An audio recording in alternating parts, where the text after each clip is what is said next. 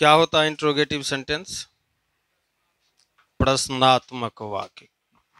यानी जिस सेंटेंस से प्रश्न का बोध होगा उसे क्या बोलते हैं? प्रश्नात्मक वाक्य कहते हैं।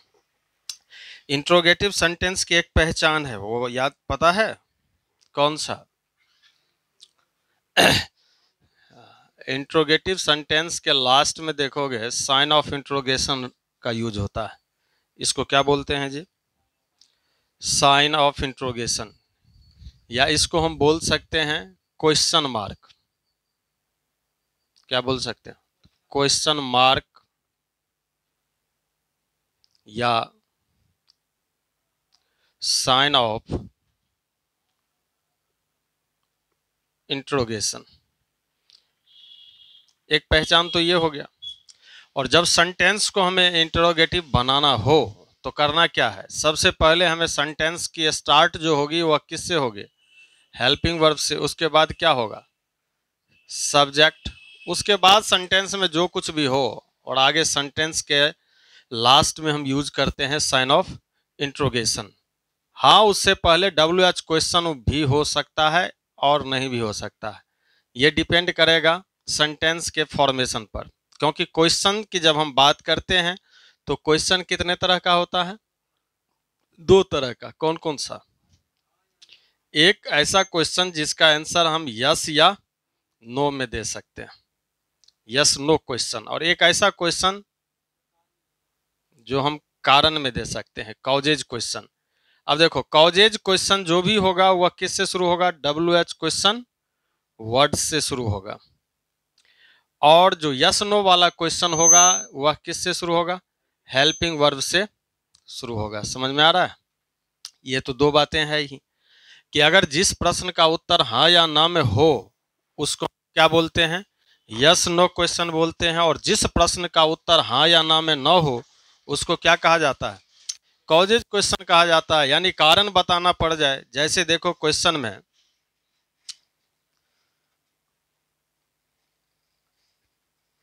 क्या वह जा रहा है, अब इसका उत्तर हम किस में दे सकते हैं? क्या वह जा रहा है, उसका उत्तर किस में हो सकता है? अगर जा रहा है तो हाँ, और नहीं जा रहा है तो यस या नो में हो सकता है। अगर यह यस और नो में हो सकता है तो इसका मतलब इसकी शुरुआत किससे होगी? हेल्पिंग वर्ब से। वह जा रहा है, इस सेंटेंस में अगर हम इसका अफर्मेटिव फॉर्मेशन देखें तो क्या होगा? He is going. इसका हेल्पिंग वर्ब क्या हो गया? इज। तो हम इस सेंटेंस के स्टार्ट में अगर हम हेल्पिंग वर्ब रखें तो क्या रख सकते हैं? इज रखेंगे। इज ही गोइंग, ये फॉर्मेशन होगा इसका। तो इस क्वेश्चन को बोलते हैं हम यस नो क्वेश्चन। दूसरा क्वेश्चन देखो, वह कहां जा रहा है, वह कहां जा रहा है। इस सेंटेंस में क्या हाँ या ना में काम चलेगा? क्या इसको हम यस बोल सकते हैं? क्या इसको नो कहा जा सकता है? इसका आंसर न तो यस में दे सकते हैं न नो में दे सकते हैं, बल्कि हमें क्या करना होगा? कारण, कहां जा रहा है, जगह का नाम बताना होगा कि दिल्ली जा रहा है कि पटना जा रहा है। समझ में आ रहा है? तो ऐसे कंडीशन में हम स्टार्ट किससे करेंगे? WH क्वेश्चन से। और इसमें WH क्वेश्चन वर्ड क्या है? कहां है। तो कहां का अंग्रेजी क्या होता है? वेयर। अब अगर यह क्वेश्चन है तो हेल्पिंग वर्ब उसके बाद क्या आएगा? सब्जेक्ट आएगा। वह जा रहा है का हेल्पिंग वर्ब क्या होता है? इज। इसका अर्थ हो गया इसका हेल्पिंग वर्ब क्या होगा? Is he going. समझ में आ रहा है? तो इससे पहले जो क्वेश्चन बनाई हुई थी उसमें क्या की है?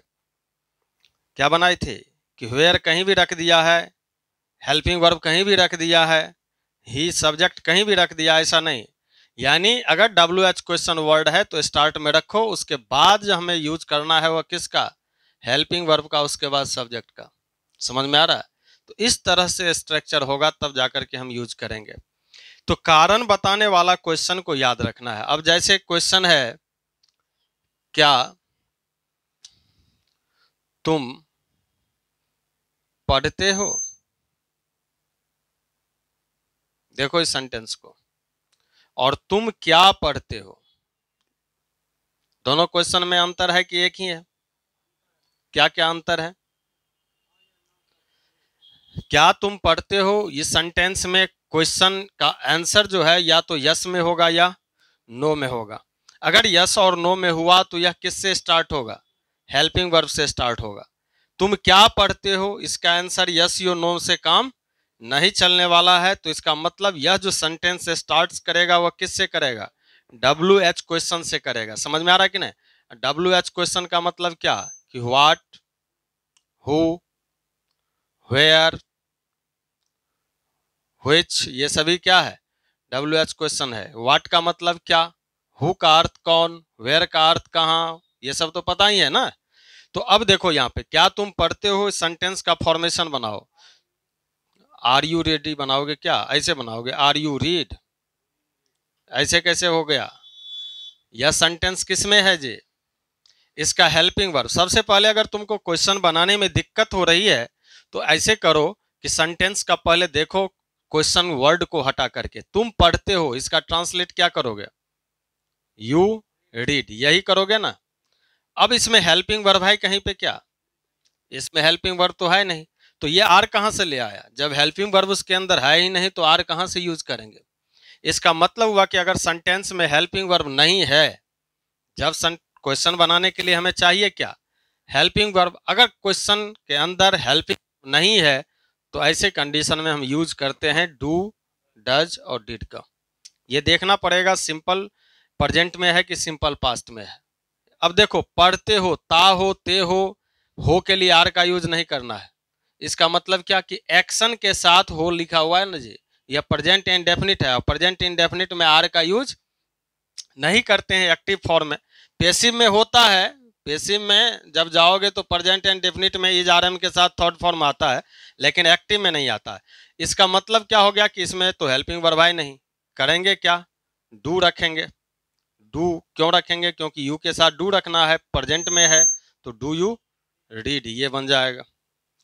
अब तुम क्या पढ़ते हो, इस क्वेश्चन का आंसर तो हाँ या ना में चलेगा नहीं, कारण बताना पड़ेगा। इसका मतलब क्या हुआ कि इसमें क्वेश्चन वर्ड रखना है और यह क्वेश्चन वर्ड क्या है इसका? व्हाट। बाकी सेंटेंस का फॉर्मेशन वही होगा, व्हाट डू यू रीड। तो ये भी ध्यान में रखना होगा कि टेंस उसका कैसा है। अगर नॉन एक्शन फॉर्म में है तब इज आर एम उसमें, अगर एक्शन फॉर्म में है तो ये देखना पड़ेगा। ठीक है। दूसरी बात, अगर कंटिन्यूअस है तो ही इज आर एम का यूज होता है हेल्पिंग वर्ब के रूप में।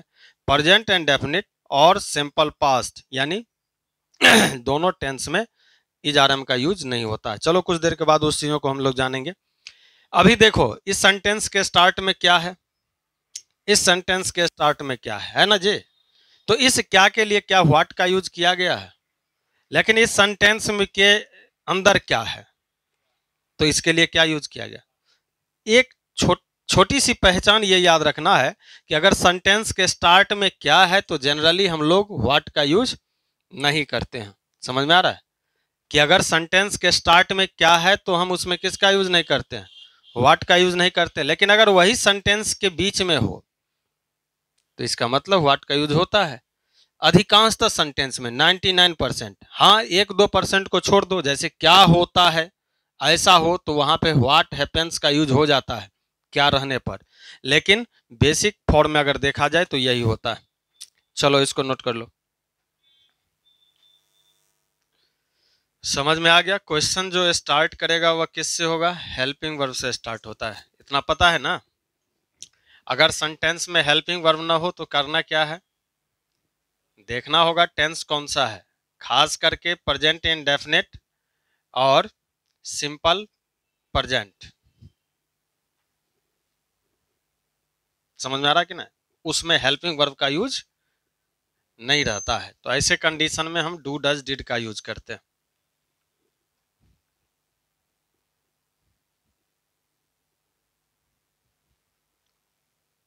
अब जैसे देखो सेंटेंस,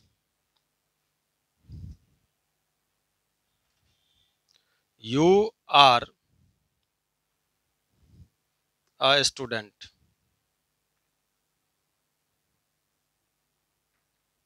सेंटेंस को देख रहे हो? तुम एक छात्र हो, यहां जो हो है उसके लिए क्या आया हुआ? आर का यूज किया गया। लेकिन यहाँ पे जब हम सेंटेंस इंटरोगेटिव में फॉर्मेट करते हैं, डू यू रीड होता है, क्या तुम पढ़ते हो। समझ में आ रहा है। यहाँ जो हो है उसके लिए क्या आया हुआ है, डू का यूज किया गया। ऐसा क्यों होता है। इस आर को हेल्पिंग वर्ब के रूप में हम यहाँ, तो हालांकि यह मेन वर्ब है, ये आगे चल करके पढ़ोगे कि आर भी क्या करता है, मेन वर्ब के फॉर्म में, बेस फॉर्म बी का है, तो लेकिन इंटरोगेटिव सेंटेंस बना सकते हैं इससे। तो आर यू ए स्टूडेंट, ये बन गया, क्या तुम छात्र हो। लेकिन क्या तुम पढ़ते हो, उसमें हमने किसका यूज किया है, उसके पीछे का कारण क्या था, तो यू रीड। जब फॉर्मेशन था सेंटेंस का, हुआ क्या था, यू रीड। अब यू रीड में सेंटेंस में कहीं भी हेल्पिंग वर्ब, अब ऐसे कंडीशन में आर यू रीड तो करेंगे नहीं, क्योंकि आर, अगर आर यू रीड रखा तो इसका मतलब आर इज एम के साथ तो आईएनजी लगता है ना जी। समझ में आ रहा है। लेकिन आईएनजी हमको रखना भी नहीं है, रखना है आर, तो ऐसे कंडीशन में आर भी यूज नहीं होगा। समझ में आया। तो इसका मतलब क्या हुआ कि अगर यह सैंपल प्रेजेंट है या प्रेजेंट इंडेफिनिट के फॉर्म में है, तो ऐसे कंडीशन में हमें क्या रखना होगा, डू या डज, यू के साथ क्या लगता है, डू रखता है। तो कारण यही था और कुछ नहीं था। तो जब सेंटेंस में हेल्पिंग वर्ब ना हो तो ऐसे कंडीशन में हम किसका यूज करते हैं, डू, डज और डिड का। ये बातें याद रखनी है। When there is no helping verb in a sentence, then use verb do for negative और interrogative, दोनों फॉर्म के लिए। ये याद रखो कि अगर नेगेटिव बनाना है तो भी हम किसका यूज करेंगे, वर्ब डू का, और अगर इंट्रोगेटिव भी बनाना है तो किसका यूज करेंगे, और वर्ब डू जब हम बोलते हैं तो इसका मतलब क्या होता है, डू, डज और डिड हो जाता है। अब जैसे सेंटेंस देखो, यू वेर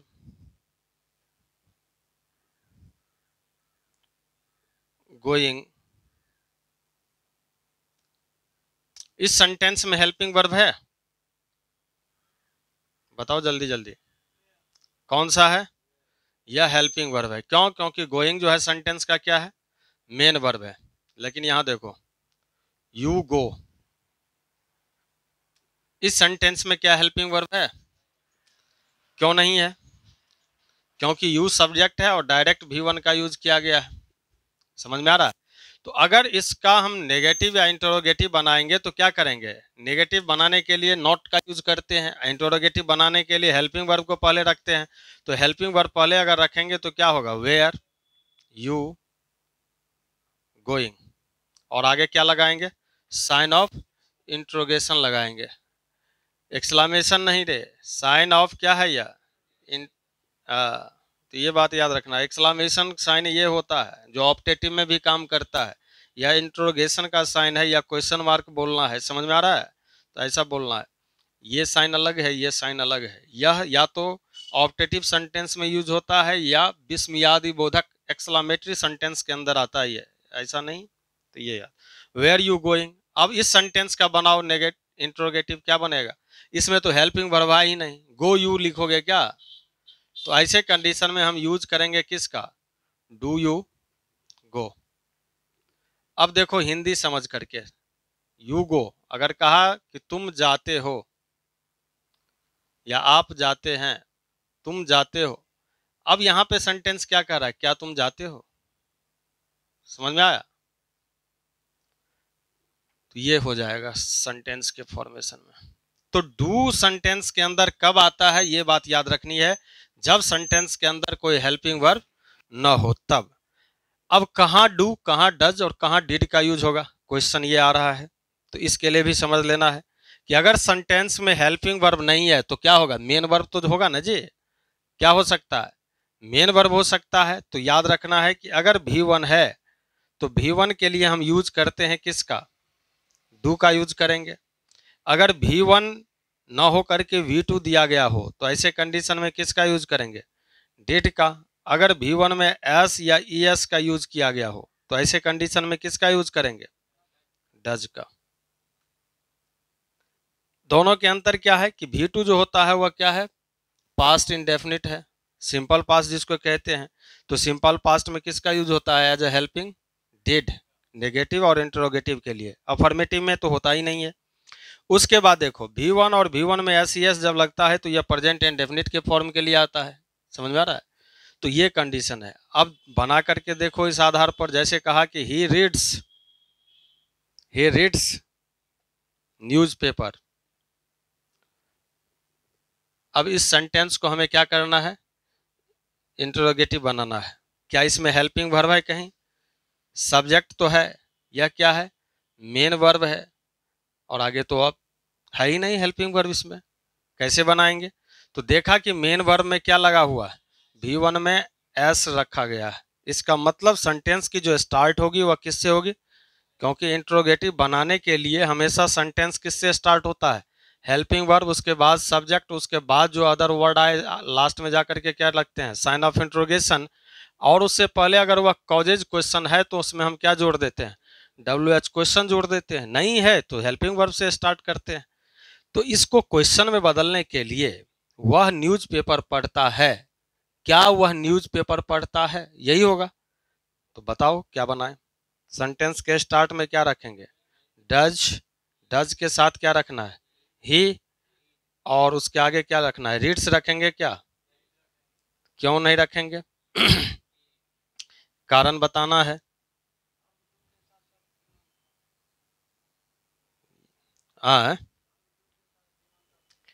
वर्ब डू के साथ हमेशा V1 का प्रयोग होता है। डज हो जाने के वजह से यहाँ पे रीड्स का प्रयोग नहीं होगा। होगा क्या?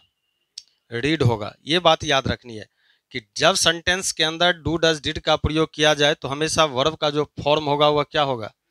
V1 ही होगा। समझ में आ रहा है? तो ये बातें याद रखनी है। अगर मान लो वही सेंटेंस पास्ट इंडेफिनिट में दिया गया हो, पास्ट इंडेफिनिट, तब कैसे बनाएंगे? इसी पे आधारित देखो एग्जाम्पल।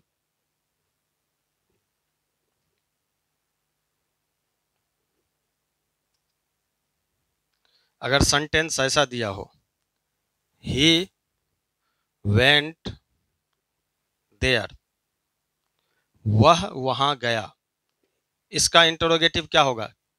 क्या वह वहां गया, यही बनेगा ना। तो क्या वह वहां गया, ऐसे सेंटेंस में हम देख रहे हैं कि हेल्पिंग वर्ब है क्या? सेंटेंस को शुरुआत तो करना किससे है? हेल्पिंग वर्ब है नहीं। तो ऐसे कंडीशन में हम देखेंगे यह पास्ट इंडेफिनिट का है। अगर उतना नहीं भी समझ में आ रहा है तो V1 V2 तो समझ में आ ही रहा होगा ना कि क्या होता है V1 और V2 V3, ये तो पता ही होगा कि गो, वेंट और गोन, ये पता है ना। राइट, रोट, रिटर्न, ये सब तो पता है। अब देखो सेंटेंस में यह V2 है, हम सेंटेंस के स्टार्ट किससे करेंगे? V2 होने की वजह से डिड होगा, यानी पास्ट इंडेफिनिट में जाएगा। तो हमने इसका इंट्रोगेटिव बनाने के लिए क्या यूज किया? डिड का यूज किया। उसके आगे सेंटेंस में देखेंगे सब्जेक्ट, ही क्या है? सेंटेंस का सब्जेक्ट है। तो डिड, डू और डज हेल्पिंग वर्ब न होने पर रखा जाता है। हेल्पिंग वर्ब हमने रखा, उसके बाद सब्जेक्ट रखेंगे, क्या होगा? ही। और उसके बाद जो वर्ब का फॉर्म रहेगा, यानी डिड के साथ क्या यहाँ पे हम वेंट रखें? तो क्या रखें? ऐसा रखना तो गलत हो जाएगा, क्योंकि हमेशा याद रखना है कि सेंटेंस में जब डू डज डिड हो तो उसके साथ हमेशा किसका प्रयोग होता है? V1 का। इसका मतलब हुआ कि डिड के साथ तो वेंट का यूज हो नहीं सकता है, वेंट है V2। ऐसे कंडीशन में रखना होगा क्या? गो, क्योंकि वेंट का V1 क्या होता है? वेंट का V1 होता है गो। तो एक चीज समझ में आ गया कि वर्ब डू के साथ हमेशा यूज किया जाता है क्या? अब सेंटेंस के स्टार्ट में हो, सेंटेंस के बीच में हो, समझ में आ रहा है। लेकिन आगे जब हम रखना हो तो मेन वर्ब का कौन सा फॉर्म होगा? और डू का मतलब क्या सब होता है? डू, डज और डिड। बन जाएगा अब इंटरोगेटिव सेंटेंस। चलो इसको नोट कर लेना है।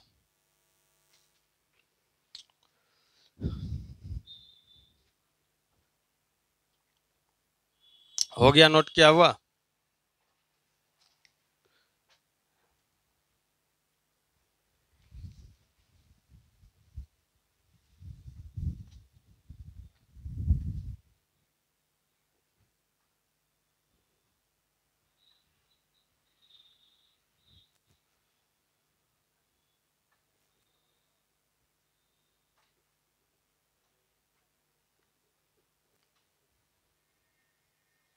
अब देखो,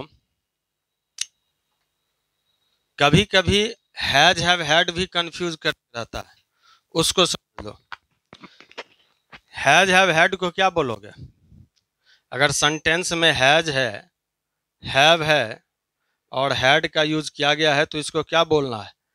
इसको हेल्पिंग वर्ब समझ के बनाना है कि इसको मेन वर्ब समझ के बनाओगे? ये दोनों में काम करता है, हेल्पिंग वर्ब में भी काम करेगा और मेन वर्ब में भी काम करेगा, इसको भी समझ लेना है। यह कब हेल्पिंग वर्ब बनाएगा? तो जब इसके साथ कोई मेन वर्ब होगा तो यह हेल्पिंग बन जाएगा। लेकिन अगर जब इसके साथ कोई मेन वर्ब ना हो तो यह क्या बनेगा? हेल्पिंग वर्ब हो जाएगा। मेन वर्ब नहीं होने पर यह खुद मेन वर्ब बनेगा। ध्यान से सुनो क्या कह रहे हैं। जब इसके साथ कोई हेल्पिंग वर्ब, जब इसके साथ कोई मेन वर्ब होगा तब यह क्या बनेगा, और जब कोई मेन वर्ब नहीं होगा तो यह खुद क्या बनेगा?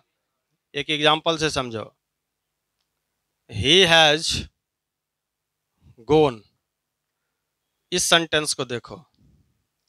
ही हैज अ कार, इस सेंटेंस को देखो। दोनों में अंतर है कि एक ही है? क्या सब अंतर है?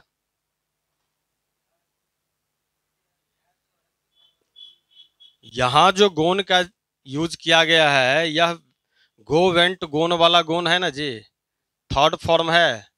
थर्ड फॉर्म है, यहाँ पे यह किसका काम कर रहा है? मेन वर्ब का काम कर रहा है। तो जब इस सेंटेंस में मेन वर्ब है ही, तो ऐसे कंडीशन में हैज किसका काम कर रहा है? हेल्पिंग वर्ब का। अब इस सेंटेंस में बताओ, हैज के आगे कोई मेन वर्ब है क्या? कार मेन वर्ब है, ये तो नॉन है।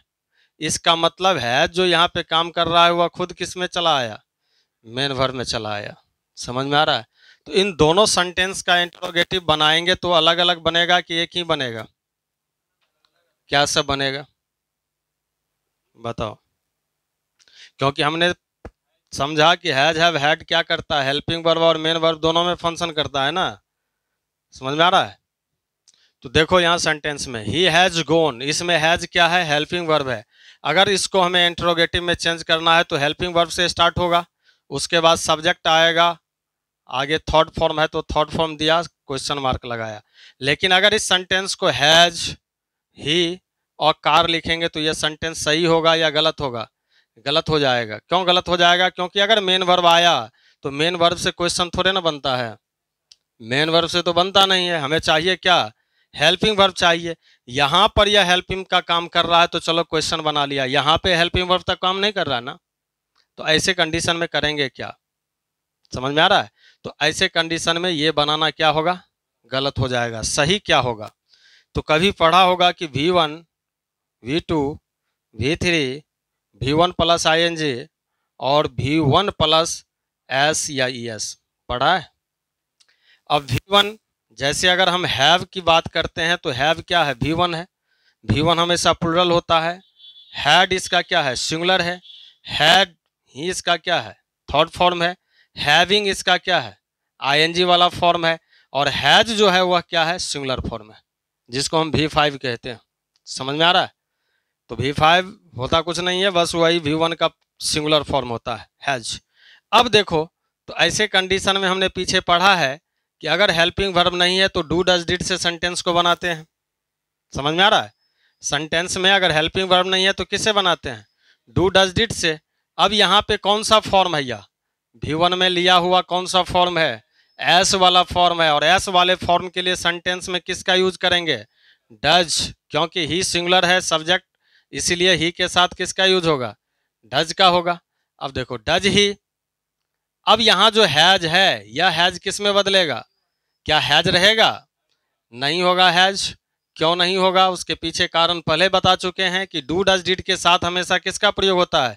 V1 का। और हैज का जो V1 होता है वह क्या होता है? हैव। ऐसे कंडीशन में हमें यहाँ यूज करना होगा हैव, तब जाके सेंटेंस क्या होगा? करेक्ट होगा। तो क्या बना इसका? ही हैज अ कार का जो इंटरोगेटिव फॉर्म बनाएंगे does he have a car हो जाएगा। तो ये बातें भी हमें याद रखनी है, अधिकांशतः सेंटेंस में यह कंफ्यूज करता रहेगा। चलो इसको नोट कर लो।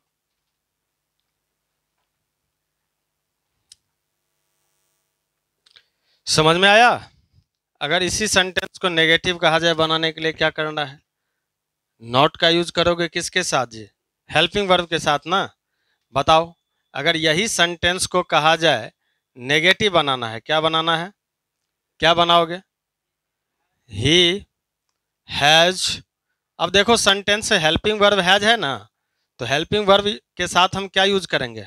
नॉट। आगे मेन वर्ब है गोन, तो रख दिया। ही हैज नॉट गोन, वह नहीं गया है। अब इसी सेंटेंस को कहा जाए क्या करने के लिए? निगेटिव बनाने के लिए। बनाओ तो इसका निगेटिव क्या इसे बनाओगे? He has not a car. क्या यह सेंटेंस सही होगा? बताओ। जिस तरह से इसका इंटरोगेटिव बनाना हम लोगों ने सीखा, उसी तरह से इसका नेगेटिव बनाएंगे। इस सेंटेंस में हैज क्या है? हेल्पिंग वर्ब है, तो चलो हेल्पिंग वर्ब के साथ हमने क्या किया? नॉट लिख दिया। लेकिन क्या इस सेंटेंस में हैज हेल्पिंग वर्ब है? क्या है यह? मेन वर्ब के साथ क्या नॉट होता है? गलत हो गया ना। तो बनाओ इसका क्या बनेगा?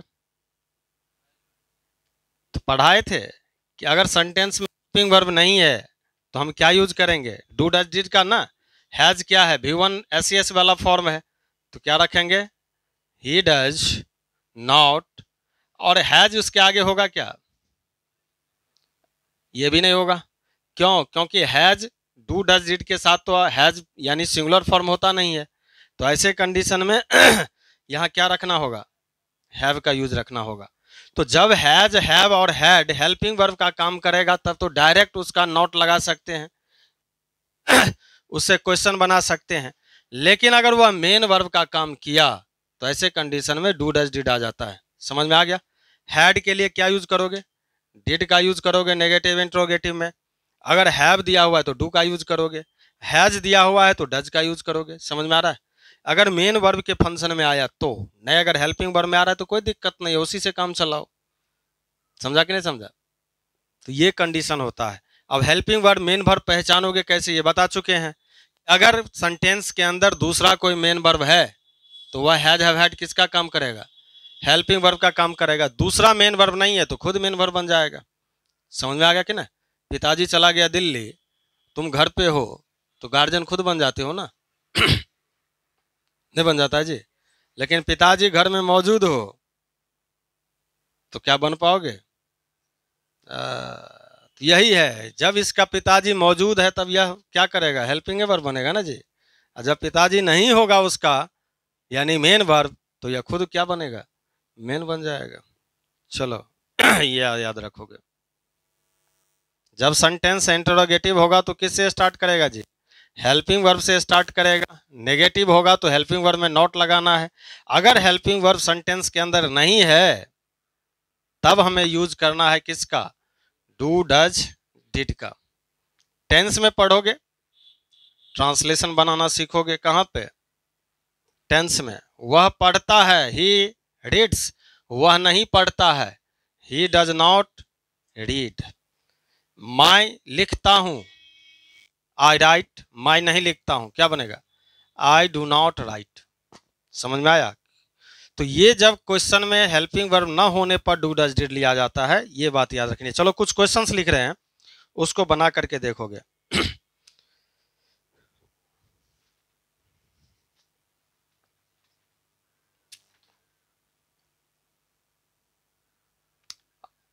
उससे पहले एक चीज और बता दूं, उससे पहले एक चीज और जान लो। हम लोगों ने पढ़ा है कि WH क्वेश्चन वर्ड के साथ क्या आता है? डू, डज और डिड। उसके बाद सब्जेक्ट, उसके बाद V1, ये आता है ना जी। जैसे व्हाट, डू, यू, रीड। अब कुछ क्वेश्चन हम पूछेंगे इसलिए बता रहे हैं। तो व्हाट के साथ क्या आ गया? डू का यूज हमने किया है। लेकिन क्या सेंटेंस में ऐसा लिखें हु डज टीच यू? ये टेंस में हम पढ़ाएंगे कौन तुम्हें पढ़ाता है। अब देखो कौन तुम्हें पढ़ाता है, कौन इसमें क्वेश्चन भी है, कौन इसमें क्या है? सब्जेक्ट का भी काम कर रहा है। तो जब WH क्वेश्चन वर्ड खुद सब्जेक्ट का काम बंद करना शुरू कर दे और सेंटेंस में नेगेटिव यूज नहीं करना हो तो ऐसे कंडीशन में उसके साथ हम क्या नहीं रखते हैं? तो डायरेक्ट बनाएंगे हु टीच यू या हु टीचेज यू। समझ में आया? ये कंडीशन हो जाएगा डायरेक्ट। इस पे कुछ क्वेश्चंस देंगे इसलिए बता दिए, खास करके किसके साथ जी, हु और WH क्वेश्चन वर्ड्स के साथ। चलो कुछ क्वेश्चंस लिखोगे तुम लोग और उसको चेंज करोगे इंट्रोगेटिव में।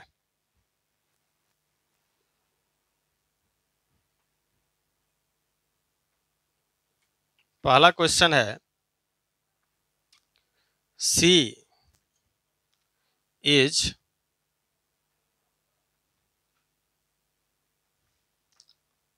Going to Delhi. इसको चेंज किस में करना है? इसको बनाना है इंट्रोगेटिव सेंटेंस। दूसरा क्वेश्चन देखो,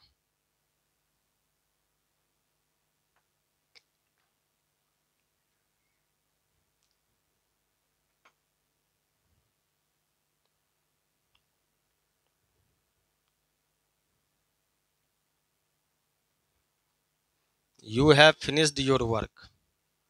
इसको भी किस में चेंज करना है? इंटरोगेटिव में। तीसरा क्वेश्चन देखो,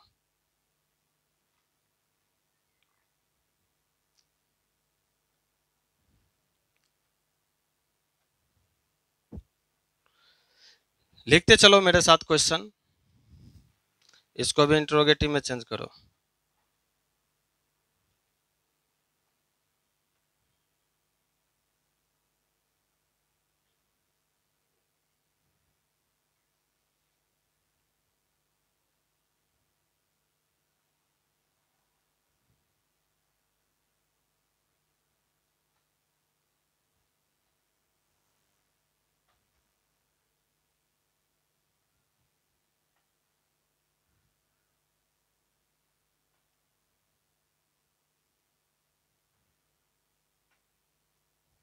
चलो इसको बनाओ तो फटाफट चेंज करो। तो हेल्पिंग वर्ब अगर नहीं समझोगे तो फिर बनेगा। इंट्रोगेटिव बनाने के लिए क्या चाहिए तुम्हें? इंटरोगेटिव सेंटेंस बनाने के लिए हमें चाहिए हेल्पिंग वर्ब। हेल्पिंग वर्ब के बाद क्या? सब्जेक्ट, और उसके बाद जो कुछ भी हो, और आगे क्या लगाओगे? Sign of interrogation. तो सबसे पहले तो हेल्पिंग वर्ब पहचानो ना। सेंटेंस में सी क्या है? सब्जेक्ट है। इज क्या है? हेल्पिंग वर्ब है। गोइंग क्या है? मेन वर्ब है ना। आगे तो हमको देखना ही नहीं है, खाली सब्जेक्ट देखो, हेल्पिंग वर्ब देखो। तो हेल्पिंग वर्ब को शुरू में रखोगे, इसका मतलब क्या रखना है? इज, और उसके बाद सब्जेक्ट रखेंगे सी, बाकी जो है वही उतार दो। इसमें कितना माथा लगाओगे? आगे साइन ऑफ इंट्रोगेशन लगाओ। She is going to Delhi, वह दिल्ली जा रही। Is she going to Delhi, क्या वह दिल्ली जा रही है? हो गया। You have finished your work, देखो इसमें हेल्पिंग वर्ब पहचानो। यू क्या है? सेंटेंस का सब्जेक्ट है। हैव क्या हो गया? मेन वर्ब की हेल्पिंग वर्ब। तो आगे देख लो, फिनिश्ड दिया हुआ है ना मेन वर्ब। यह मेन वर्ब है कि नहीं? क्यों? क्योंकि यह थर्ड फॉर्म है, मेन वर्ब है, हैव के साथ लगा हुआ है। तो यहाँ पे यह हैव किसका काम करेगा? Helping verb. कोई दिक्कत नहीं है, हेल्पिंग वर्ब से सेंटेंस से स्टार्ट करो। तो क्या बनेगा? Have you finished your work. आगे साइन ऑफ इंट्रोगेशन लगाओ। You have finished your work, इसका अर्थ क्या हुआ? कि तुम अपना काम समाप्त कर चुके हो। हैव रखना, हैज कैसे आ गया? Have you finished your work, क्या तुम अपना काम समाप्त कर चुके हो? यही हो गया क्वेश्चन। अगला सेंटेंस देखो, यू सेंटेंस का क्या है? सब्जेक्ट है। कैन क्या है? हेल्पिंग वर्ब है, जिसको हम मॉडल कहते हैं। मॉडल भी क्या होता है जी? हेल्पिंग वर्ब ही होता है ना। आगे देखना ही नहीं है। यू कैन रन फास्ट, तुम तेज दौड़ सकते हो। क्वेश्चन क्या बनेगा? कैन यू रन फास्ट, क्या तुम तेज दौड़ सकते हो? यही बन गया। आगे क्वेश्चन लगा दो। समझ में आ रहा है कि नहीं? तो इसमें क्या इतना सोचना है? You have a pen, you sentence का क्या है? सब्जेक्ट है। अब बात, यहां जो हैव है वो हेल्पिंग वर्ब है, यहां हैव क्या है? क्यों? क्योंकि आगे मेन वर्ब है। क्या ये वर्ब है? पेन क्या होता है? नाउन होता है ना जी। तो वर्ब तो है नहीं। तो यही किसका काम करना शुरू कर देगा? Main verb. मेन वर्ब में कौन सा फॉर्म? V1 है। तो V1 है तो उसके लिए किसका यूज करेंगे? डू का। हैव यू अ पेन तो नहीं लिख सकते। अगर ऐसा लिख दिए कि हैव यू अ पेन, तो यह सेंटेंस सही होगा क्या? क्या तुम्हारे पास कलम है? ये सेंटेंस होगा ऐसा। क्यों? क्योंकि हैव यहाँ पे किसका काम कर रहा है? तो मेन वर्ब का जब काम करेगा V1 V2 V3 V4, और V1 में क्या लगाते हैं? SEIS न जी। अब V4 का मतलब क्या? ING वाला ना। हैव क्या हो गया? V1 had, V2 had, V3 having, और हैज। यही तो होता है। समझ में आ रहा है? अब देखो बना करके, तो ऐसा जब करेंगे तो गलत हो जाएगा। तो क्या सही होगा? इसको हम मेन वर्ब समझ के बनाएंगे, और बताए थे कि जब सेंटेंस में हेल्पिंग वर्ब ना हो तो मेन वर्ब बनाने के लिए क्या करना पड़ता है? मेन वर्ब बनाने के लिए हम V1 को देख लें। V1 के लिए क्या यूज करें? सेंटेंस के स्टार्ट में डू रखें। V1 में जब SES दिया हो तो सेंटेंस के स्टार्ट में क्या रखें? डज रखें। अगर V2 दिया हो तो सेंटेंस के स्टार्ट में क्या रखें? डिड। और यह V2 बदल करके आगे चल करके किस में बदल जाएगा? यह V1 SES आगे चल करके किस में बदल जाएगा? डू के आगे क्या रखोगे? डू डज डिड के साथ V1 होता है। तो क्या बनेगा इसका? इस हैव के लिए हमें रखना होगा डू। समझ में आ रहा है? तो do you have a pen. अब सेंटेंस करेक्ट होगा। यही चीज तुमको बनाना था तो गलत कर देते हो। She called you. अब देखो सेंटेंस में क्या सब्जेक्ट है, कॉल्ड क्या है? V2 है। क्या यह सेंटेंस में हेल्पिंग वर्ब है?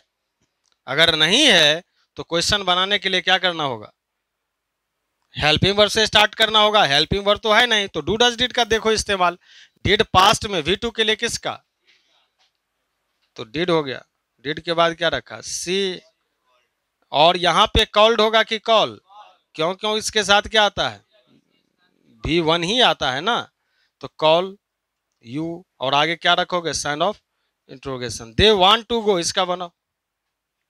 दे सेंटेंस का सब्जेक्ट है, वांट क्या है? V1 है। अब इसमें हेल्पिंग वर्ब नहीं है तो क्या बनाओगे? Do you, do they, you कहां से लाओगे? They want to go. यही चीज पढ़ना था ना। तो ये तो बनाना बिल्कुल आसान है। ये नहीं बनेगा तो कैसे काम चलेगा बताओ। अब इंटरोगेटिव से अगर तुमको अफर्मेटिव में कहे बनाना तो उल्टा दो इसको। क्या उल्टा दो? कि अगर मान लो डिड सी कॉल यू दिया हुआ है और उसको कह रहा है इंटरोगेटिव से अफर्मेटिव में चेंज करो, तो डिड को हटाओगे क्योंकि अपने तरफ से लाया था। तो डिड को हटाओगे तो कॉल को क्या करोगे? V2 में चेंज कर दोगे। बस यही है। अगर डिड को हम हटाते हैं तो V2 में चेंज हो जाएगा। यह जो V1 है किस में बदल जाएगा? अगर डज वाले सेंटेंस में से डज को हटाते हैं तो वहां पे SES वाला आ जाएगा। समझ में आ गया? डू को हटाने पर V1 पर कोई फर्क नहीं पड़ेगा। सिर्फ डिड को हटाने पर V1 पर फर्क पड़ेगा कि V1 किस में चेंज हो जाएगा? V2 में चेंज हो जाएगा। बस यही चीज याद रखो। हो गया। इसमें इतना माथा लगाने की क्या जरूरत है? क्या जी लगाओगे माथा आप ज्यादा?